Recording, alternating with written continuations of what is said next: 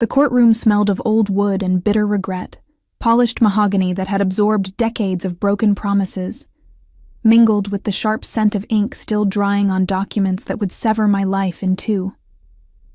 I stood before the elevated bench, my hands clasped so tightly my knuckles had gone white, feeling the weight of 200 eyes burning into my back. The pack had come to witness this, of course. A royal divorce was spectacle enough, but when the Luna herself was being cast aside, it became the kind of entertainment they'd whisper about for generations. I could hear them even now, their voices a low hum of speculation and judgment that vibrated through the ceremonial hall. The chandeliers overhead cast fractured light across the marble floors, and I focused on those broken patterns rather than look up at him.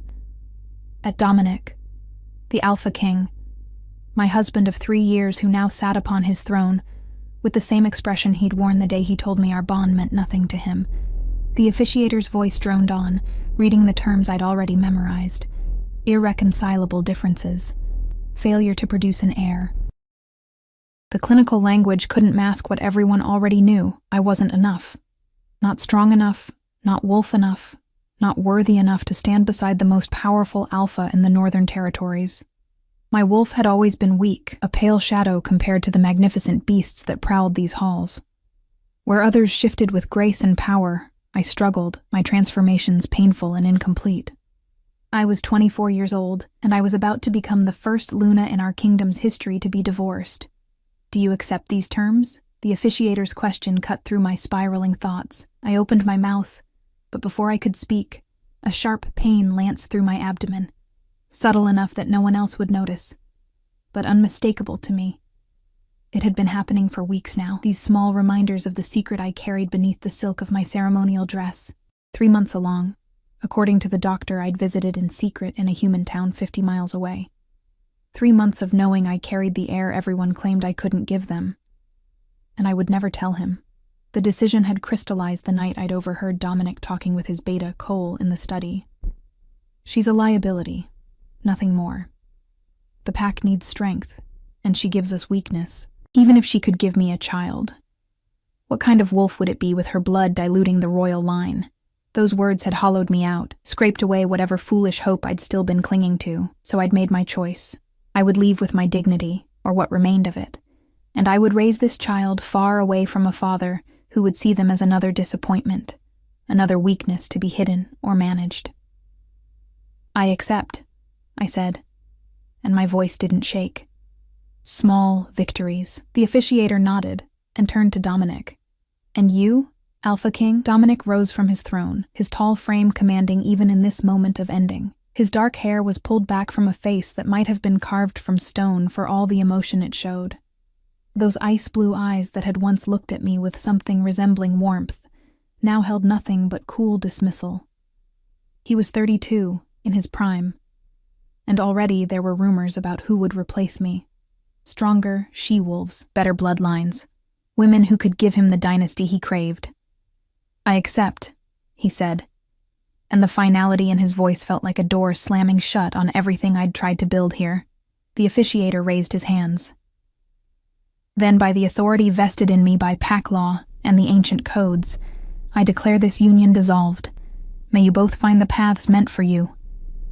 It was done. Just like that.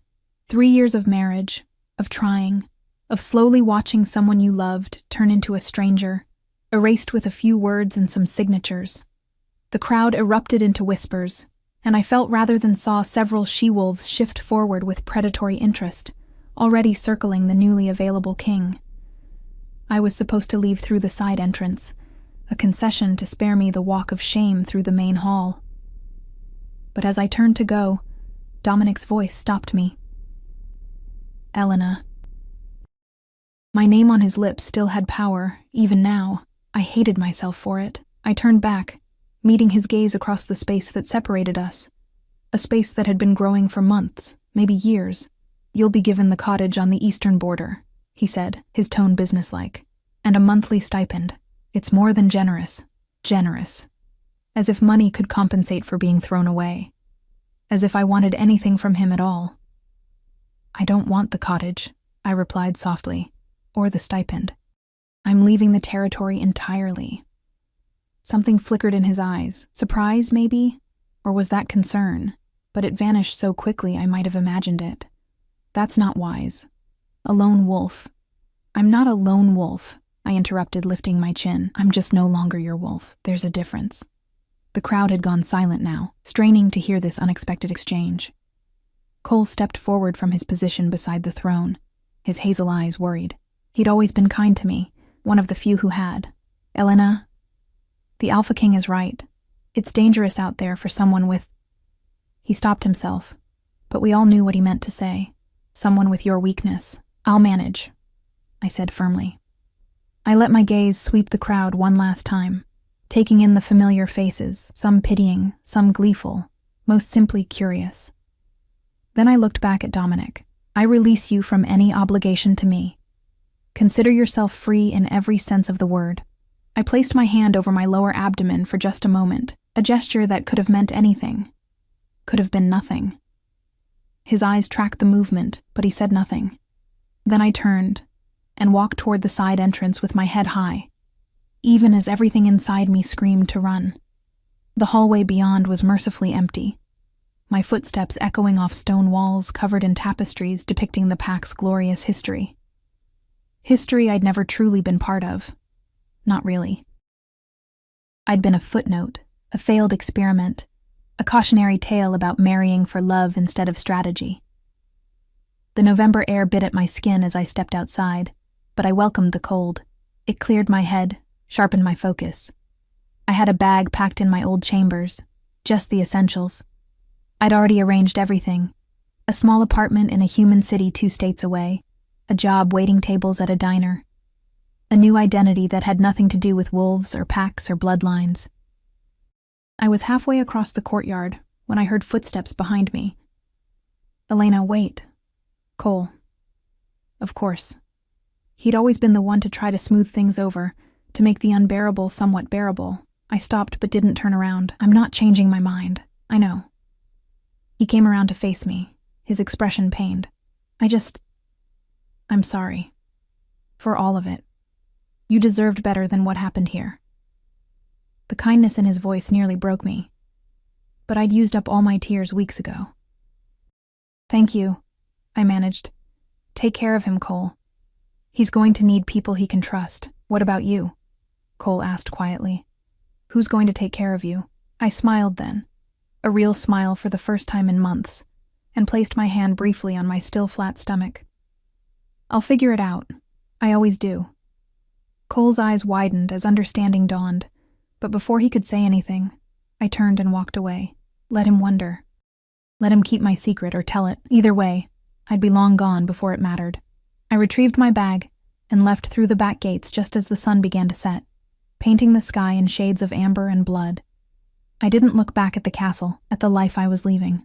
Looking back had never done me any good. The bus station was a 40-minute walk, enough time for my mind to race through everything I was giving up and everything I might be gaining. A child. My child. Someone I could love without conditions, without political calculations, without wondering if I'd ever be enough. The bus was nearly empty when I boarded. Just an elderly couple near the front and a young man sleeping in the back. I chose a seat in the middle, pressed my forehead against the cool window, and watched the packlands disappear into the darkness behind me. I didn't know then that 9 months later, a message would find its way back to Dominic. Didn't know that the careful life I was building would come crashing down when the past finally caught up with me. Didn't know that the man who'd thrown me away would move heaven and earth to find me once he knew the truth. All I knew, sitting on that bus with my hand protective over my secret, was that I'd survived the ending of one story, and somehow, some way, I'd survived the beginning of the next, even if I had to do it alone. The apartment smelled like cheap coffee and hope, or maybe that was just the way I'd learned to reframe desperation. 6 months had passed since I'd stepped off that bus in Millbrook, a mid-sized city where nobody knew what an Alpha King was, and nobody cared. Here, I was just Elena Morrison, 24-year-old waitress with a growing belly and a tendency to avoid questions about the father. I stood at the window of my third-floor walk-up, watching March rain streak the glass, one hand absently rubbing the pronounced curve beneath my oversized sweater. 7 months pregnant now, and the baby had started kicking in earnest. Strong, insistent movements that made me gasp and laugh in equal measure. My daughter. I knew it somehow, felt it in my bones. The doctor had offered to tell me at the last ultrasound, but I'd already known. "You're going to be so loved," I whispered to my belly. So incredibly loved. The diner where I worked had been understanding about my condition, more understanding than I'd expected. Certainly more than the pack ever would have been. Margie, the owner, was a sturdy woman in her 60s who asked no questions and made sure I never lifted anything too heavy. The regulars had started leaving bigger tips when they noticed my pregnancy. Their quiet kindness a balm I hadn't known I needed. I'd made a life here. Small? Yes. Quiet. But mine. My phone buzzed on the kitchen counter. The cheap prepaid cell I'd bought when I arrived, with only 3 contacts saved. My landlord, the diner, and Dr. Sarah Chen, the obstetrician who'd been guiding me through this pregnancy with patience and humor. I picked it up, expecting an appointment reminder. Instead, it was a text from a number I didn't recognize. "Elena, we need to talk. It's important. Cole." My heart seized. The phone nearly slipped from my suddenly nerveless fingers. No. I'd been so careful. I'd covered my tracks, used cash for everything those first few months, avoided anything that could be traced back to me. How had he found me? And more importantly, why now? Another text came through before I could decide whether to respond or throw the phone out the window. "Please, I'm not here on his orders. You're in danger." Danger. The word sent ice through my veins. I moved away from the window instinctively, my hand protective over my belly. Whatever danger Cole was talking about, it couldn't reach me here. I was human to the human world, invisible to the pack. I'd made sure of it. But even as I tried to convince myself, I felt my wolf stir. That weak, pale creature that had been dormant for months, suddenly alert. She'd been quiet since I left, perhaps sensing my need to blend in, to disappear. Now she paced inside me, anxious. A knock at the door made me jump. I froze, staring at the scarred wood as if I could see through it. The knock came again, softer this time, almost apologetic. "Elena, it's me, Cole. I can hear your heartbeat. I know you're there. Please, just 5 minutes." Hearing his voice, real and close, was somehow worse than the texts. It meant he was really here, that the wall I'd built between my old life and new life had just developed a crack I could refuse to answer. I could call the police, though what would I tell them? That my ex-husband's best friend was bothering me? That wouldn't even make sense to human authorities. But Cole had said I was in danger. And despite everything, despite the divorce and the abandonment and the months of silence, I knew Cole. He'd never been cruel. If he said it was important, he meant it. I opened the door. Cole stood in the dim hallway, looking travel-worn and worried. He'd always been more approachable than Dominic, with softer features and eyes that actually reflected what he was feeling. Those eyes widened now as they dropped to my very pregnant belly. "Jesus, Elena," he breathed. "You already knew," I said quietly. "That day in the courtyard. I suspected. But seeing it..." He shook his head, seeming to gather himself. "Can I come in? Please. I swear I'm alone, and I haven't told anyone where you are." Against my better judgment, I stepped aside. Cole entered, and I caught his scent. Pine and earth. Pack. Home. My wolf whined softly, missing what we'd left behind even as I reminded her why we'd left. He remained standing just inside the door, giving me space. His gaze kept returning to my belly, something like wonder mixed with concern crossing his features. "How did you find me?" I asked, closing the door but staying near it, maintaining my escape route. "It wasn't easy. You covered your tracks well. But Elena, you used your real first name at the diner. One of our scouts was passing through last week, stopped for coffee, heard Margie call you Elena. She noted the resemblance to our former Luna, and..."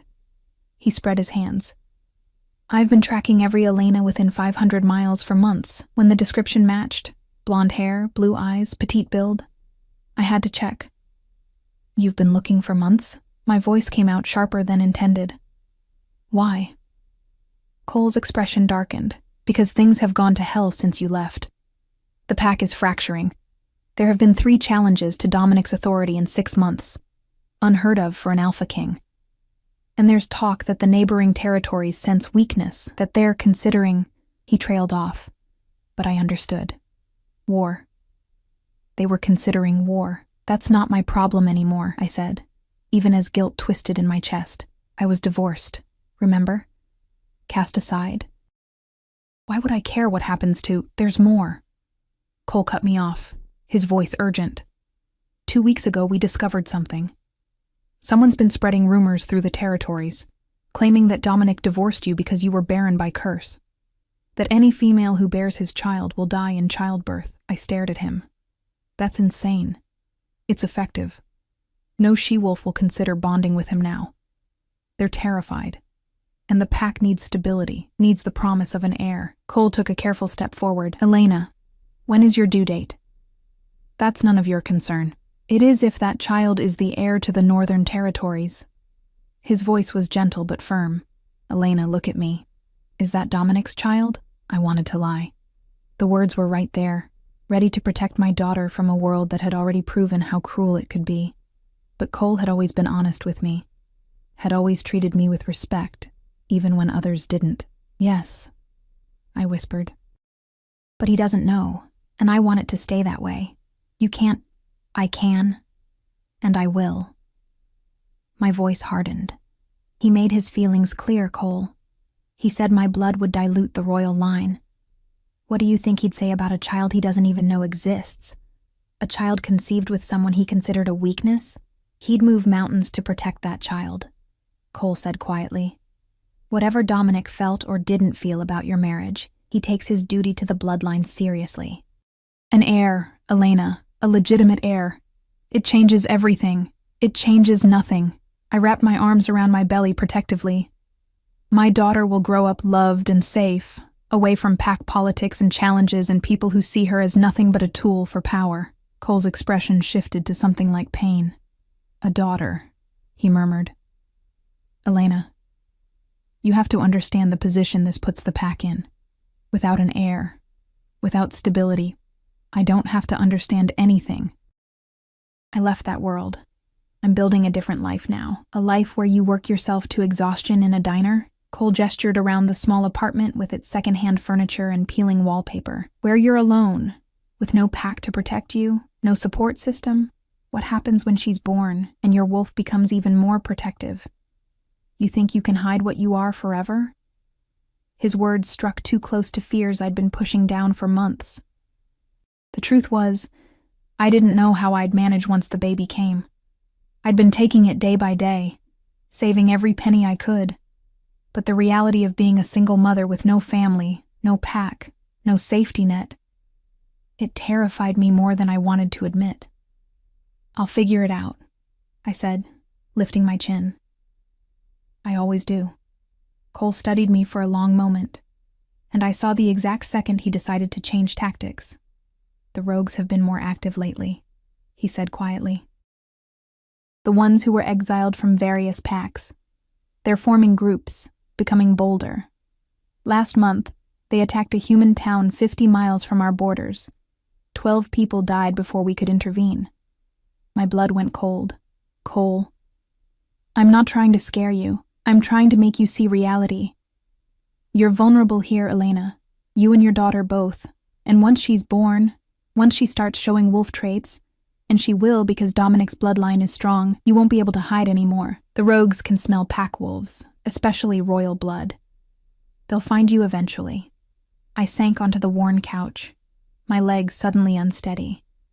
My hand moved over my belly, feeling my daughter kick as if sensing my distress. What do you want from me? Come back. Not to the pack house if you don't want to, but come back to the territory where we can protect you, where I can protect you. Cole crouched in front of me, his expression earnest. You don't have to tell Dominic about the baby.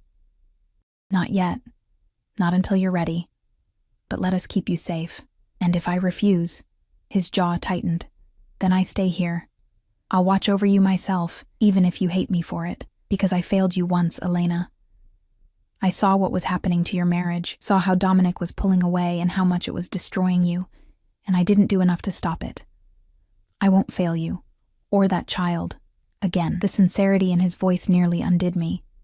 I'd been so alone for so long, carrying this burden by myself, terrified and pretending I wasn't. The idea of having someone watch my back, of not being quite so alone, it was tempting in a way that scared me almost as much as the danger he was describing. "I need time to think," I said finally. Cole nodded and stood. "I'm staying at the motel on 5th Street, room 23. Call me when you decide. But Elena..." He paused at the door. "Don't take too long. The baby's coming soon, and we're running out of time." After he left, I sat in the growing darkness, my hand still on my belly, feeling my daughter move. She was strong, this child. Stronger than my wolf had ever been. I could feel it in her kicks, in the way my body had carried her with relatively few complications despite my fears. Maybe Cole was right.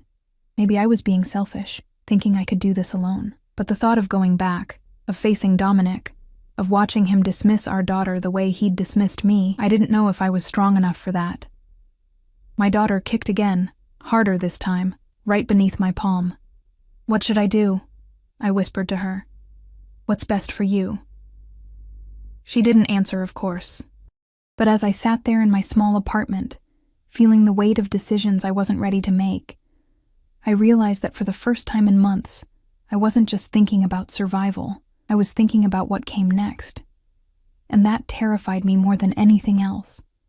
The diner's fluorescent lights hummed overhead, casting everything in that particular shade of artificial brightness that made the world feel slightly unreal. I was wiping down table 6 for the 3rd time, my back aching and my feet swollen, when Margie appeared beside me with a cup of chamomile tea and a knowing look. "Sit," she ordered, pulling out a chair. "You've been on your feet for 5 hours straight." "I'm fine, Elena." Her tone left no room for argument. "Sit down before you fall down. That baby doesn't need you being stubborn." I sank into the chair gratefully, accepting the tea. It had been 3 days since Cole's visit. 3 days of sleepless nights and circular thoughts that led nowhere. I hadn't called him, hadn't decided anything. I was in limbo, waiting for... What? A sign? Divine intervention? Boy troubles? Margie asked, settling into the chair across from me with her own coffee. I nearly laughed. Something like that. The father? I'd never told her about the father, had deflected every gentle question with vague answers about it being complicated, about him being out of the picture. But there was something about Margie, maybe her steady presence, maybe the mother-shaped hole in my life that she'd been quietly filling. That made me want to be honest. "My ex-husband," I admitted quietly.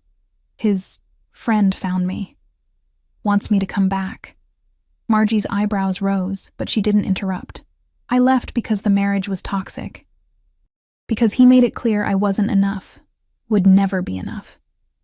I found out I was pregnant after we'd already separated, after the divorce was finalized. And I chose not to tell him because I couldn't bear the thought of him rejecting our child the way he rejected me.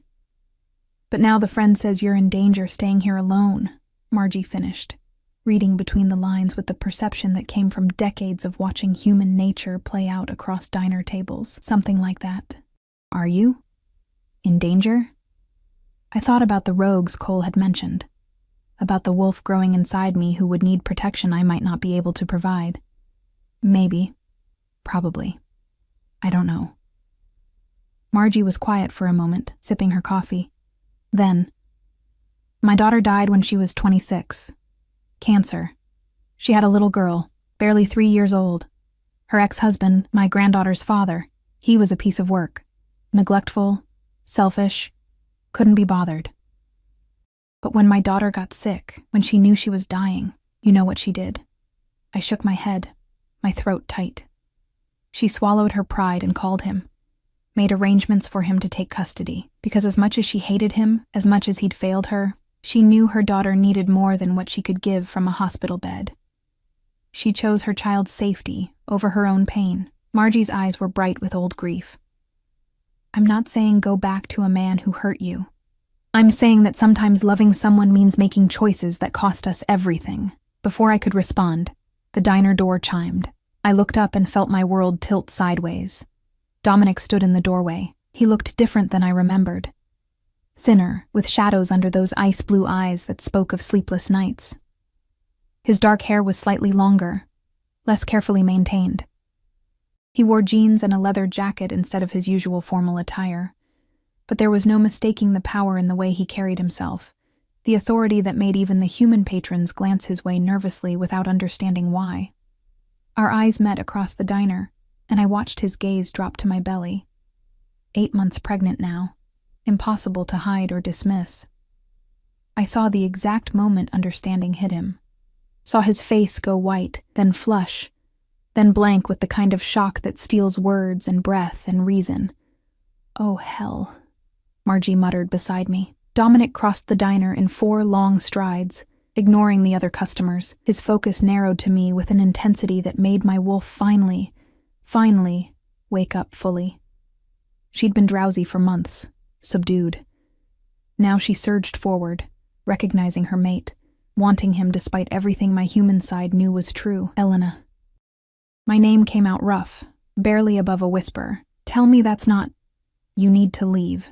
I stood, putting the table between us, one hand protectively over my belly. My daughter was kicking frantically, responding to the presence of her father even though she'd never known him. You have no right to be here. No right? His voice rose, drawing startled looks from the other diners.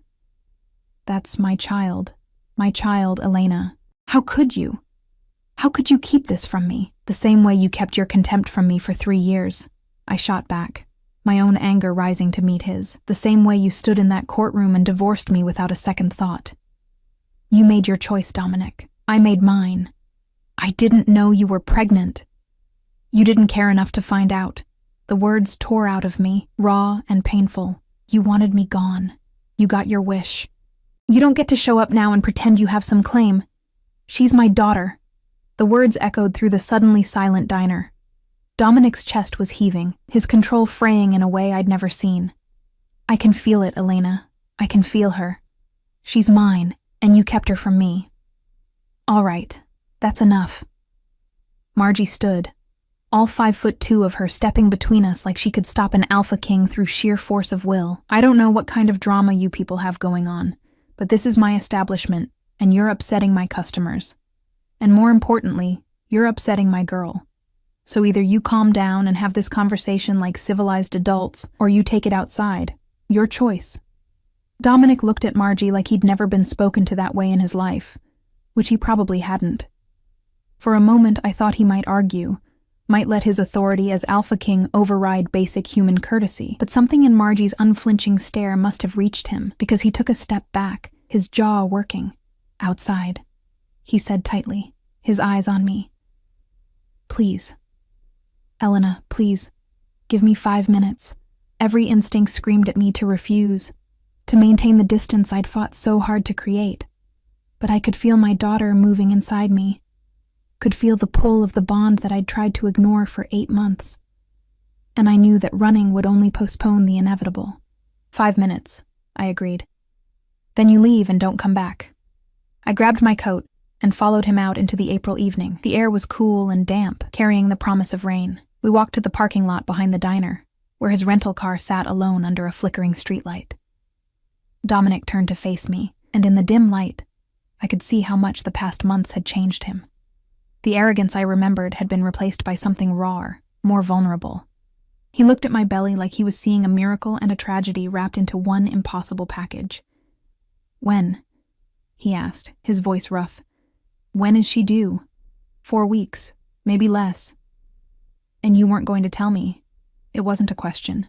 No. I lifted my chin, refusing to apologize. I wasn't. Why? The word broke on something that sounded dangerously close to pain. Elena, why would you keep my child from me? Because you didn't want me. The truth burst out of me, sharp and cutting. You made that abundantly clear, Dominic. I was a weakness, a liability. My blood would dilute the royal line, remember? You said that. I heard you say that to Cole, so tell me. Why would I bring a child into a world where her own father would see her as a disappointment before she even took her first breath? Dominic flinched like I'd struck him. I never said. You did. You said exactly that. And even if you hadn't, your actions said it loud enough. You pulled away from me for a year before the divorce. Stopped touching me. Stopped talking to me. Stopped looking at me like I was anything more than an obligation you couldn't wait to be free of. So forgive me for assuming you'd feel the same way about a child we made together. That's not. He ran his hands through his hair, frustration and something else, regret, maybe, warring across his features. Elena, I was wrong. About so many things. I was under pressure from the council, from the pack, from everyone saying I needed a stronger Luna. And instead of fighting for you, instead of telling them all to go to hell, I let them convince me they were right. I let them convince me that what we had wasn't enough. And now? I asked, my voice cold despite the tears threatening behind my eyes. Now that there's an heir in the picture, suddenly I'm worth fighting for? Now I know what I lost, he said quietly. Cole told me you'd gone, just gone, completely off the radar, and I told myself it was for the best, that you'd be happier away from pack politics. But Elena, I haven't had a single peaceful night since you left. The pack is falling apart. I'm falling apart. And then Cole came back 2 days ago and told me about the baby, told me where you were, and Wait. I held up a hand, my mind catching on something. 2 days ago? Cole said he wouldn't tell you. He promised. He kept that promise for as long as he could. But things have escalated. The neighboring territories are mobilizing. There's going to be a war, Elena, and soon. The rogues attacked another human settlement 3 days ago, closer to our borders this time. They're testing our defenses, looking for weakness. And they know about you. My blood turned to ice. How? Someone in the pack leaked information. We don't know who yet. But the rogues know the former Luna is pregnant and unprotected. They know where you are. Or they will soon. Cole couldn't keep your location secret anymore. Not if it meant leaving you and our daughter exposed. Our daughter. The casual possessive in his voice made something in my chest ache. So you came to what? Take us back by force? Claim your heir and put us under guard? I came to beg. The words were so unexpected, coming from someone who'd never begged for anything in his life, that I nearly didn't process them. I came to ask you, to plead with you, to let me protect you both, not as Alpha King to former Luna, as a father who just found out he has a daughter, and as a man who realized too late that he destroyed the best thing that ever happened to him. I stared at him, searching for the trap, the manipulation, the political calculation, but all I saw was raw honesty and a fear that matched my own. I don't trust you, I whispered. I can't. I know. I don't deserve your trust. But Elena, our daughter, she deserves to be safe. She deserves to grow up knowing both her parents, knowing her heritage, knowing the pack that will one day be hers to lead. I'm not asking you to forgive me, or to come back as my Luna. I'm asking you to let me keep you both alive. A drop of rain hit my face, then another. Within seconds it was pouring, cold spring rain that soaked through my coat in moments. Dominic moved instinctively to shield me, his body between me and the worst of the storm. Even now, even after everything, his protective instinct was automatic. My daughter kicked hard, as if voicing her own opinion on the matter. I pressed my hand to where I could feel her, this strong little life who deserved so much more than the fear and uncertainty I'd been living with. If I agree, I said slowly, it's on my terms. I'm not coming back as your Luna. I'm not rejoining the pack. I'm coming back as a mother protecting her child. Nothing more. Agreed. And you don't get to make decisions about our daughter without me. Not her name, not her upbringing, not her future. We do this together, as parents, or we don't do it at all. Agreed. His voice was thick with something I was afraid to name. Elena, I swear to you, I will spend the rest of my life proving that I can be the father she deserves. That I can be... Don't, I interrupted. Don't make promises about us. There is no us anymore. There's just two people trying to do right by their child. The light in his eyes dimmed, but he nodded. I understand. When do we leave? Tomorrow. I have security waiting. Cole and 3 other trusted wolves will drive you back to the territory under guard. You'll have your own residence, separate from the pack house. Privacy, independence, everything you need for the baby. I looked back at the diner, at the warm light spilling out into the rainy darkness. I'd been happy here, in my small way. I'd been safe. But Margie's words echoed in my mind. Sometimes loving someone means making choices that cost us everything. Okay, I said finally. We'll go tomorrow. Dominic's relief was palpable. Thank you. Elena, thank you. I turned to go back inside, but his hand caught my wrist gently. I looked back at him, at this man who'd been my husband, my heartbreak, the father of my child. For what it's worth, he said softly. I'm sorry. For all of it. I know that doesn't change anything, but I need you to know. I'm sorry. I pulled my wrist free and walked back into the diner without responding. Some apologies come too late to matter. Some wounds cut too deep to heal with words, but as I dried off in the bathroom and felt my daughter settling down inside me, I realized something had shifted. The future that had seemed impossible just hours ago now had a shape, a direction. Whether that direction led toward healing or more heartbreak, only time would tell. The cottage sat on the edge of the eastern forest, far enough from the pack house to feel like exile, but close enough that I could see the main compound's lights through the trees at night. It was larger than my apartment had been, with 2 bedrooms, a kitchen that actually had counter space, and windows that looked out onto wildflower meadows that would be beautiful once spring fully arrived. I'd been back in the territory for 3 weeks. 3 weeks of settling into this strange new reality where I was neither Luna nor outsider, where pack members I'd once known would nod politely, but keep their distance, uncertain of my status. 3 weeks of Dominic appearing every morning with offerings, fresh bread from the pack kitchen, books he thought I might like, hand-carved toys for a daughter who hadn't been born yet. 3 weeks of my heart warring with my head every time I saw him. I was arranging baby clothes in the nursery dresser, soft yellows and greens, nothing gendered because I'd kept the sex a secret from everyone but Cole, when a sharp pain radiated across my lower back. I paused, breathing through it, one hand pressed to my spine. False contractions. I'd been having them for days, my body preparing for what was coming. Any day now, Dr. Winters had said during my last checkup. The pack's physician was a stern woman in her 50s who'd examined me with professional detachment and declared both me and the baby healthy despite my months away from proper prenatal care. She hadn't commented on the situation, hadn't asked questions, but I'd seen the curiosity in her eyes, the unspoken questions about why the former Luna had hidden her pregnancy. A knock at the door pulled me from my thoughts. I already knew who it would be. Dominic had a particular rhythm to his knocking, somehow both authoritative and tentative. I opened the door to find him holding a bassinet, beautifully crafted from dark wood, with intricate carvings of wolves and moons along the sides. I made it, he said almost shyly.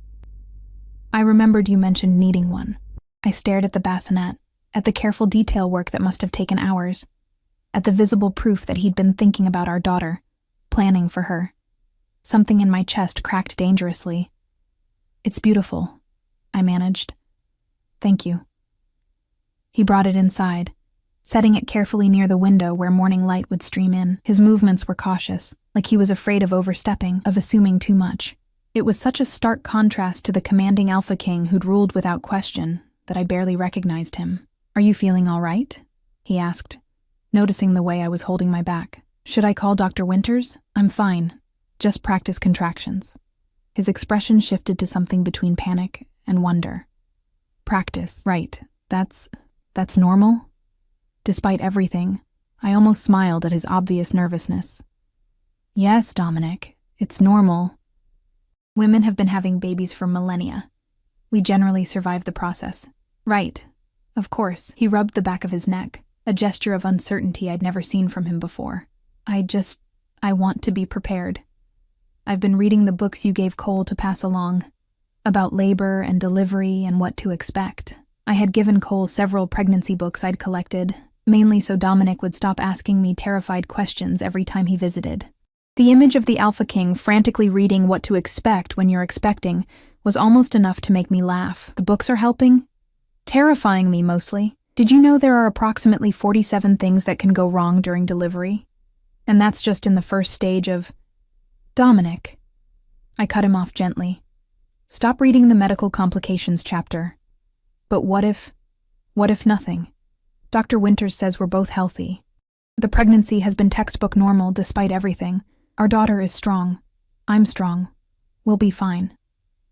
You are strong, he said quietly, his eyes intense on mine, stronger than I ever gave you credit for. Elena, you survived months alone, working yourself to exhaustion, carrying our child without support or pack. I don't think I fully understood what that meant until now, what you endured because of my mistakes. I looked away, uncomfortable with the raw emotion in his voice. I did what I had to do. You did what I should have made unnecessary. He took a step closer, then stopped himself, maintaining the careful distance we'd established. I've been thinking about what you said. About hearing me tell Cole your blood would dilute the royal line. Don't. I didn't want to revisit that pain, that memory of feeling worthless. I need to say this. Please. He waited until I met his eyes again. I was repeating what the council had been drilling into me for months. They were convinced we needed a stronger Luna, someone with warrior blood or alpha lineage. And I was so focused on being what everyone expected, the perfect king, the strategic leader, that I lost sight of what actually mattered. You mattered, Elena. Our bond mattered, and I destroyed it because I was too much of a coward to fight for it. Why now? The question came out harsh. Why do you care now, when you didn't care then? I always cared.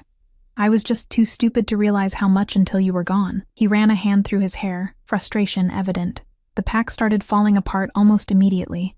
Challenges to my authority, unrest in the outer territories. Pack members questioning my judgment. Cole finally made me see that it wasn't your weakness that was the problem. It was mine. My inability to stand by my choices, to protect what was mine. The pack sensed that weakness, and they responded accordingly. So you want me back to stabilize your rule? The old hurt crept back in, sharp and familiar. No. God, no, Elena. I want you back because every morning I wake up, and the first thought I have is of you, because I dream about you every night. And in those dreams, we're still together, still whole, because I look at that bassinet I made and I think about our daughter sleeping in it. And I can't breathe for how much I want that. Want us to be a family. Want to do this together. Want to deserve the second chance you're giving me just by being here. The intensity in his voice made my wolf surge forward, desperate to close the distance between us, to accept what he was offering. But I held firm, remembering all the nights I'd cried alone, all the moments I'd doubted myself because of his rejection. You hurt me, I said simply. You hurt me in ways I'm still trying to heal from. And I won't risk our daughter growing up watching her father reject her mother. She deserves better than that. She does. You both do. Dominic's voice was rough. I'm not asking you to forget what I did. I'm not even asking you to forgive me, not yet. I'm just asking you to let me prove that I can be better, that I can be the mate you deserved from the beginning. Before I could respond, another pain lanced through my back, stronger this time, wrapping around to my abdomen. I gasped, gripping the dresser for support. Dominic was beside me instantly, his hands steadying me. Elena? What's wrong? Nothing's wrong, I managed, breathing through the contraction. I think this might be it. Real labor, not practice. His face went pale. Now? But it's too early. You're not due for another week, and Dr. Winters said first babies usually come late, and... Dominic, I squeezed his hand, partly for support and partly to ground his rising panic. Babies come when they're ready. Call Dr. Winters, and Cole, and whoever else needs to know. Our daughter has decided she's done waiting. The next hours blurred together in waves of pain and pressure, and Dominic's constant presence. Doctor. Winters arrived within 20 minutes, converting my bedroom into a makeshift delivery room with an efficiency that suggested she'd done this countless times. Cole came too, stationing himself outside with 3 other wolves, creating a security perimeter that would have been comforting if I'd had the mental space to care about anything beyond the labor consuming me. Dominic refused to leave my side. He held my hand through contractions, let me squeeze until I must have been bruising him, offered ice chips and encouragement and apologies that I was too focused on breathing to process. His fear was palpable. I could feel it through the bond that had never fully broken despite the divorce, but he channeled it into being exactly what I needed. Steady, present, unshakable. "You're doing amazingly," he murmured during a brief respite between contractions, brushing sweat-dampened hair from my forehead. "So strong, Elena. So incredibly strong. Tell that to my body," I gasped. "Because right now it feels like I'm being torn in half." "You're at 8 centimeters, Dr. Winters announced from her position at the foot of the bed. "Almost there. Another hour. Maybe less." Another hour felt like an eternity, and an instant all at once. The pain crescendoed until I couldn't think past it, couldn't focus on anything except the primal need to push, to bring my daughter into the world. Dominic's voice was an anchor, talking me through each contraction, reminding me to breathe, telling me I could do this.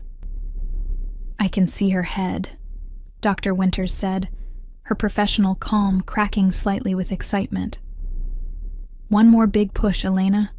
You're almost there." I bore down with everything I had, feeling a pressure and stretch that seemed impossible.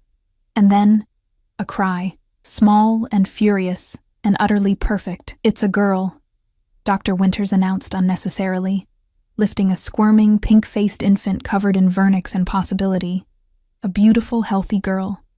She placed our daughter on my chest, and the world narrowed to this tiny being, all scrunched face and waving fists, and an outraged wail that said she was very much displeased with her sudden eviction from the womb.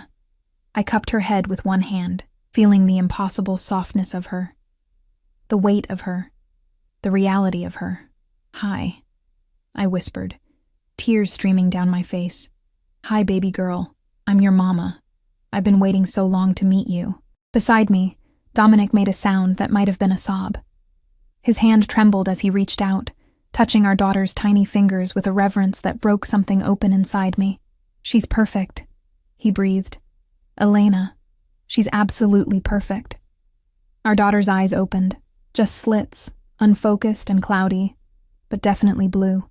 She looked between us as if taking measure of the people who'd brought her into existence, then yawned hugely and settled against my chest, apparently deciding we'd pass muster. "What's her name?" Dr. Winters asked as she worked to deliver the placenta and clean up. "Have you decided?" I looked at Dominic, realizing we'd never discussed this. We'd been so focused on everything else. Safety, logistics, the complicated reality of co-parenting, that we'd never talked about what we'd call our daughter, Iris, I said softly, the name coming to me fully formed, feeling right in a way few things had lately. For new beginnings and hope after storms. "Iris," Dominic repeated, testing the name. His eyes were bright with unshed tears, his usual composure completely shattered by the tiny being we'd created. "It's perfect. She's perfect." "Elena, thank you. Thank you for her. For this. For—" "Don't," I interrupted gently, too exhausted for heavy emotion. "Just be here. With us. That's enough." Dr. Winters finished her work and stepped back, giving us space. "I'll be back in an hour to check on you both. Father, you should do skin-to-skin contact once Mother is done. It helps with bonding." She left, and it was just the three of us. Me, Dominic, and Iris, the daughter who had just irrevocably changed everything. I looked at her perfect little face, at the way her tiny hand had wrapped around Dominic's finger, and felt the future stretching out before us, uncertain and terrifying and full of possibility. "Elena," Dominic said quietly, his voice thick, "I know you said there's no us anymore, and I understand why, I do, but looking at her, holding her, I can't imagine my life without either of you in it. However you'll let me be part of this, whatever you need from me, I'm here. I'm not going anywhere. Not ever again." I wanted to guard my heart, to maintain the walls I'd built so carefully. But Iris was already breaking them down, this tiny being who connected us in ways that transcended hurt and history and everything that had come before. "One day at a time," I whispered. "That's all I can promise right now. We figure this out one day at a time." "One day at a time," he agreed, his eyes never leaving our daughter's face. "I can work with that." Outside, dawn was breaking over the territory, painting the sky in shades of gold and rose. A new day, a new beginning. And despite everything, despite the pain and the fear and the uncertainty that still lay ahead, I felt something unfurl in my chest that I'd thought long dead. Hope. 3 months had transformed everything and nothing at all. Iris lay in her bassinet near the window, making the small snuffling sounds that meant she'd wake soon for her afternoon feeding. Sunlight caught the pale blonde fuzz on her head, my coloring, though her eyes had darkened to the same ice blue as her father's. She was growing fast, already outgrowing the newborn clothes I'd carefully folded just weeks ago, already developing a personality that was equal parts stubborn determination and surprising gentleness. I stood at the kitchen counter, preparing a bottle even though I'd been nursing. Winters had suggested supplementing. Iris had my appetite and Dominic's metabolism, a combination that meant she was constantly hungry. The cottage had become a home in these months, filled with the detritus of new parenthood. Blankets draped over furniture, a changing station in the corner, toys that Iris was still too young for but that Dominic kept bringing anyway. He'd been true to his word. Every single day for 3 months he'd shown up, sometimes early morning, sometimes late evening, always careful to call first, to respect boundaries, to never assume more than I was willing to give. He'd learned to change diapers, to soothe Iris when she cried, to handle her with a confidence that had replaced his initial terror. Watching him with our daughter did dangerous things to my carefully maintained emotional distance. The knock came at precisely 2 o'clock, as it had every day this week. Dominic's schedule was nothing if not consistent. I opened the door to find him holding not his usual offering of food or supplies, but an envelope, his expression grave. "What's wrong?" I asked immediately, stepping aside to let him in. "We need to talk." He glanced at Iris, still sleeping peacefully. "Is she?" "She'll sleep another 20 minutes. Dominic, what happened?" He handed me the envelope. Inside was a formal document, ornate script on heavy paper that I recognized immediately as official pack correspondence. My eyes scanned the text, my stomach sinking with each line. Petition to the Alpha King regarding the status and legitimacy of the heir apparent, Iris Blackthorne. Submitted by Council Elder Raymond Thorne and seconded by... The list of names went on, nearly a third of the pack council. "They're challenging her legitimacy," I said numbly, because we were divorced when she was born. Technically, yes, Dominic's jaw was tight with barely contained rage. They're arguing that since we weren't bonded at the time of her birth, she can't be considered the true heir, that any claim to succession is invalid.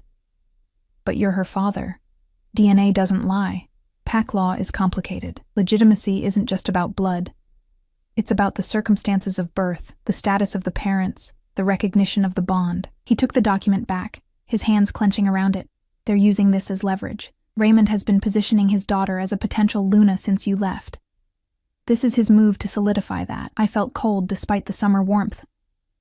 "What does this mean for Iris?" "It means they want to strip her of her birthright, declare her illegitimate, remove her from succession entirely." His voice dropped to something dangerous. "Over my dead body," a small cry came from the bassinet. Iris was waking, her tiny fists waving as she transitioned from sleep to wakefulness. I went to her automatically, lifting her warm weight against my chest, breathing in her perfect baby scent.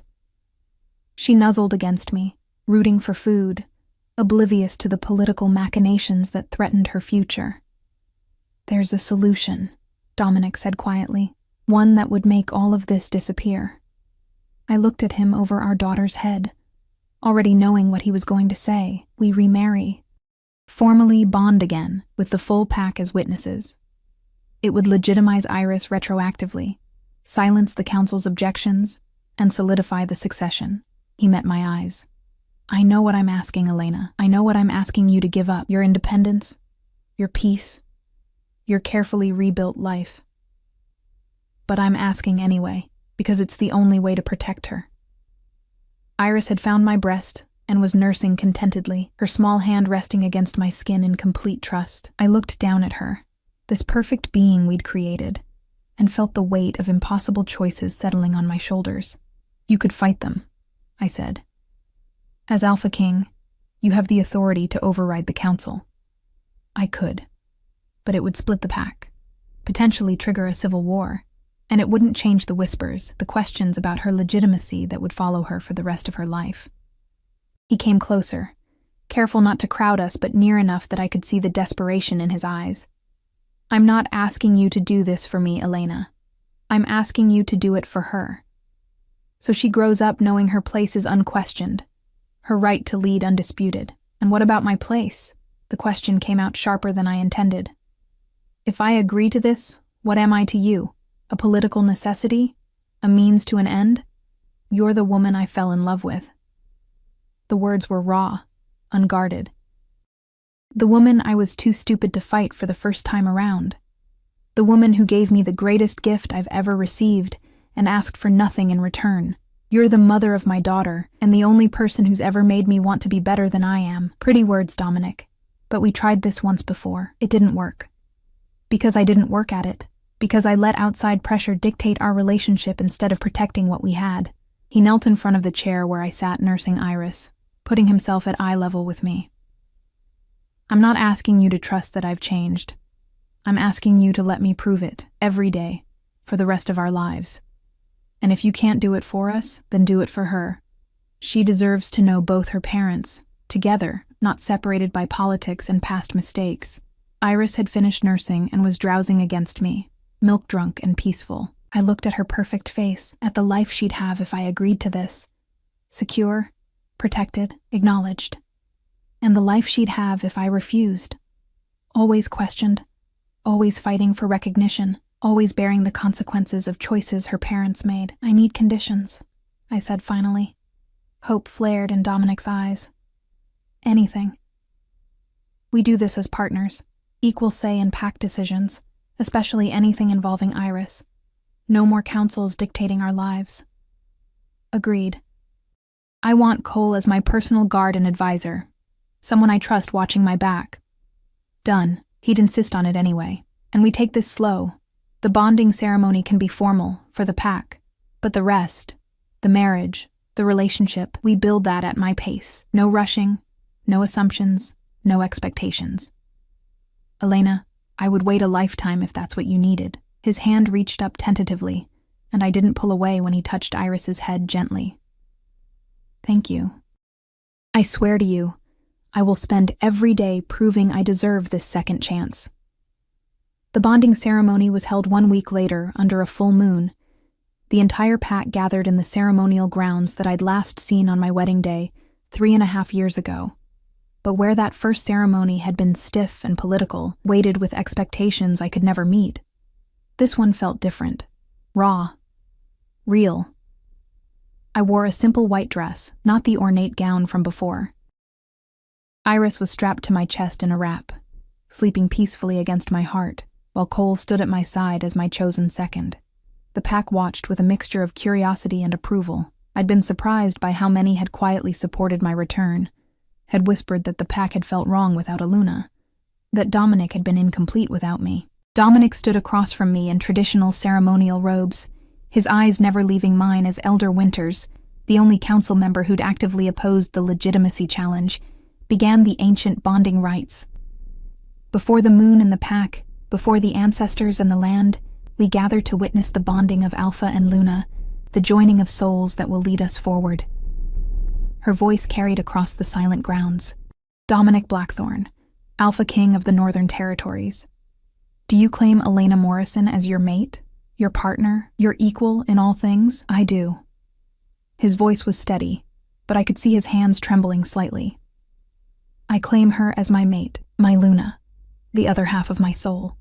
I swear to protect her, honor her, stand beside her in all things until my last breath. Elena Morrison, do you accept this claim?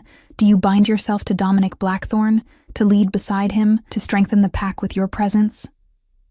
I looked at Dominic, at the man who'd broken my heart and was now offering me everything to repair it.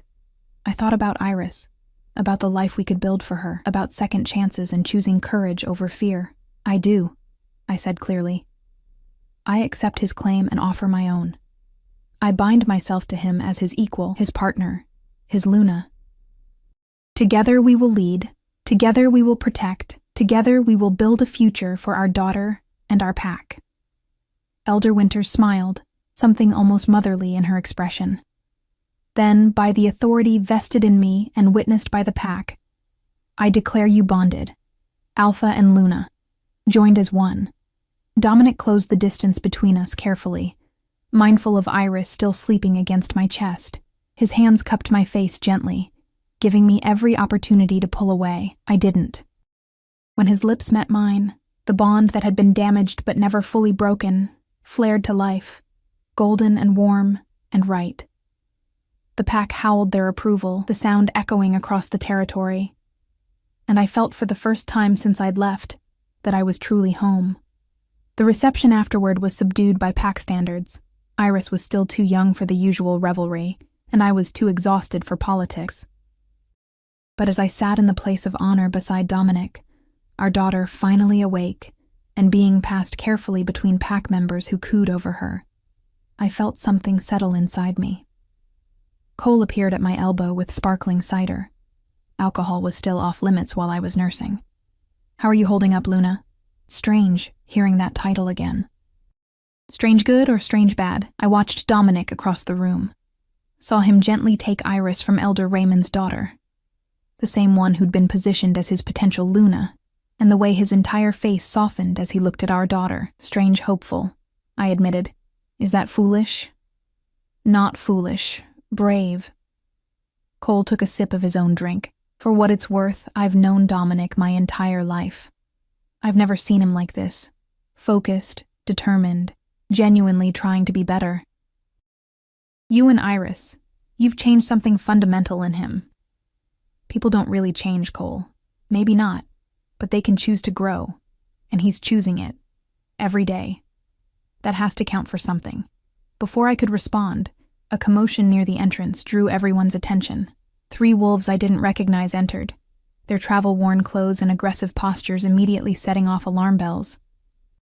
The celebration died down as Dominic handed Iris quickly to Elder Winters and moved to intercept them.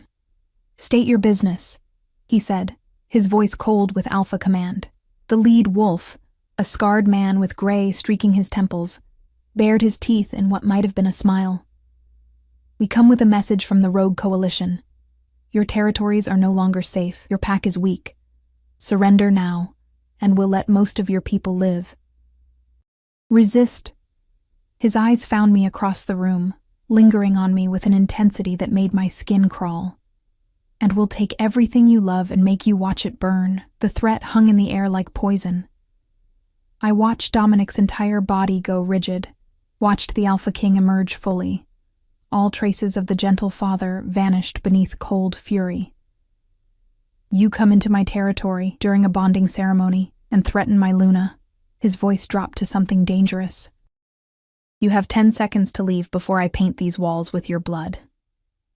The rogues laughed, but it was brittle. They'd underestimated him, expected the weakened alpha they'd heard rumors about. They hadn't counted on what a man with everything to lose could become. We're leaving, the lead rogue said, but his eyes stayed on me. But we'll be back, and next time, we're not asking permission. They left, and the celebration was effectively over. Pack members began filing out, muttering among themselves about security and defenses. Dominic crossed immediately to where I stood with Iris now back in my arms, his hands gentle even as his eyes blazed with protective fury. We need to increase security around your cottage, he said. Triple the guard, set up perimeter alarms, or, I interrupted quietly, we could stop pretending we're separate, move into the pack house properly, present a united front instead of this half measure we've been doing. He stared at me. Elena, I don't want you to feel pressured. I'm not. I'm being practical. If the rogues are mobilizing, if they're targeting me specifically, then hiding in a cottage on the border is stupid. We're bonded now. We have a daughter to protect. It's time to stop letting fear dictate our choices. A slow smile spread across Dominic's face, the first genuine one I'd seen all evening. Are you sure? I looked at Iris, then at him, then at the pack house visible through the windows, imposing and political and everything I'd run from, but also, potentially, everything I could help reshape into something better. I'm sure. Besides, Iris needs to grow up knowing her home, her pack, her place in all of this. Can't do that from a cottage. That night, after Iris was settled in the nursery that had been prepared in the Alpha's quarters, after the security measures were increased and the pack council briefed on the rogue threat, I stood on the balcony overlooking the territory and felt the weight of my choices settling into something like peace. Dominic came to stand beside me, careful to maintain space, still honoring my request for slowness. Regrets? He asked quietly. Ask me in a year. Fair enough. He was quiet for a moment. Elena, I know I keep saying this, but I need you to hear it. What happened before? The divorce, the rejection, all of it. It was the worst mistake of my life. Not a day goes by that I don't think about what I put you through, what I made you endure alone. If I could go back, but you can't. I interrupted gently. None of us can. We can only move forward, choose better, be better. For her, if not for ourselves. For all of us. Elena, he corrected softly. I'm choosing better for all of us. You, me, Iris, we're a family now. And I will protect that with everything I have. Inside, Iris began to cry. The specific wail that meant she was hungry again. I moved to go to her, but Dominic's hand on my arm stopped me. Let me, he said. I'll bring her to you. You rest for just a moment more. I watched him go. This man who'd been a stranger and a husband and a heartbreak and was now, tentatively, becoming a partner. The future stretched out uncertain before us. Rogue threats and pack politics and all the complications of two broken people trying to build something whole. But as I stood there under the moon that had witnessed both our first bonding and our second, I felt something I hadn't allowed myself in nearly a year. Not just hope, but belief. Belief that we could make this work. That Iris would grow up knowing both her parents loved her, loved each other, would move mountains to protect their family, that the mistakes of the past didn't have to define the possibilities of the future. Dominic returned with our daughter, and I took her, settled into the rocking chair that had been placed by the window. As Iris nursed and Dominic sat nearby, reading through security reports but always with one eye on us, I realized something fundamental had shifted. I wasn't the rejected Luna anymore, running from pain and rejection. I was Elena Blackthorne, mother, partner, Luna, not because someone gave me the title, but because I claimed it myself. I was the woman who'd survived abandonment and built a life from nothing, and come back not as a victim, but as someone who knew her own worth. The rogues would come. The council would continue their machinations. There would be challenges and threats and moments when I'd question everything all over again. But tonight, with my daughter in my arms and her father beside me, and the pack's heartbeat thrumming through the bond that connected us all, I felt ready. Ready for whatever came next, because this time, I wasn't facing it alone. This time, I had everything I needed to not just survive, but to thrive. And our daughter, strong, perfect Iris, she would grow up knowing that her mother had been knocked down and gotten back up, that her father had made mistakes, but learned from them. That love, real love, wasn't about perfection. It was about choosing each other, again and again, even when it was hard, especially when it was hard. 6 months later, the territory was more secure than it had been in years. The rogue threat had been neutralized. A combination of strategic alliances, shows of force, and Cole's brilliant intelligence work had dismantled the coalition before they could launch their planned attack. The pack was stable, unified under leadership that had proven its strength not through dominance but through genuine partnership. And me? I'd found my place, not as someone's rejected wife or someone's political pawn, but as myself. Luna Elena, who brought a different kind of strength to leadership, who mediated disputes with empathy, who advocated for the weaker pack members, who proved that power came in many forms. Iris was 9 months old now, crawling everywhere and getting into everything. Her laughter the soundtrack to our days. She had Dominic wrapped completely around her tiny finger, and watching them together, seeing him on the floor playing with building blocks, or reading her stories in silly voices, or just holding her while she slept, had slowly, carefully, allowed my heart to heal. We still took things slowly, Dominic and I, still rebuilding trust one day at a time. But there were moments now, stolen kisses in the hallway, hands finding each other across the dinner table, the way he looked at me when he thought I wasn't watching, that felt like falling in love again. Or maybe for the first time, properly, without all the political pressure and expectations that had suffocated us before. "What are you thinking about?" Dominic asked one evening as we watched Iris play on a blanket in our quarters, surrounded by more toys than any child needed. How different everything is from a year ago. How I thought my life was ending, and instead it was just beginning. He reached over, taking my hand. "Thank you," he said quietly, "for giving me this chance, for trusting me with both of you. I know I didn't earn it. You're earning it now, every day." I squeezed his hand. That's what matters.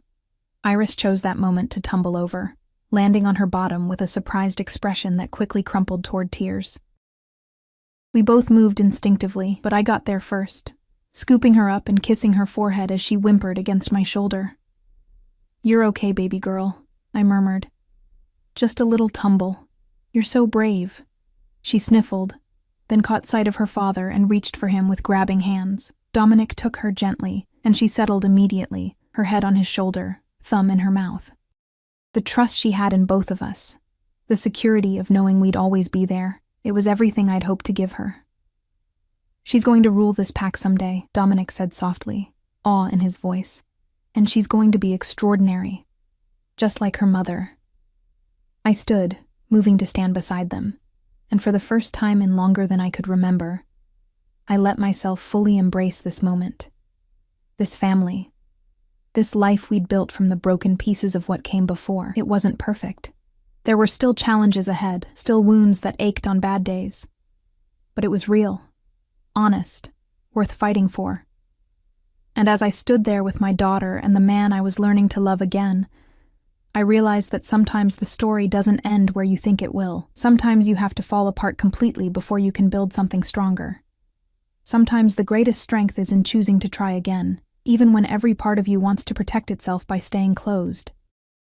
This was our new beginning, hard-won, complicated, more beautiful than anything I could have imagined when I stepped on that bus, 9 months pregnant and running from heartbreak.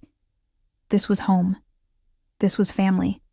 This was love that had been tested and broken and carefully, patiently rebuilt into something that could withstand anything, and it was enough. More than enough. It was everything.